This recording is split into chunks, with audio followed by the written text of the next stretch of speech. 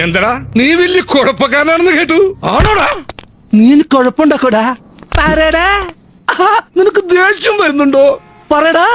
നിനക്ക് തല്ലാൻ തോന്നുന്നുണ്ടോ? തല്ലടാ, തല്ലടാ, ഒന്ന് തല്ലി നോക്കടാ. ഓടിക്കോ.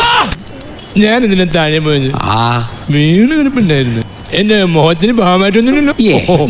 അങ്ങനെ വീണ് കഴിഞ്ഞിട്ടുണ്ടെങ്കിൽ ഇങ്ങനെ വീർത്തും തളിച്ചു ആകാരം കൊണ്ടായിരിക്കുള്ളൂ. ഇത് നന്നായിണ്ടേ. ഓ ദൈവമേ, അവന്റെ ഒരു മൂവിയില് നീ കൊള്ളാമല്ലോടി പെണ്ണെ.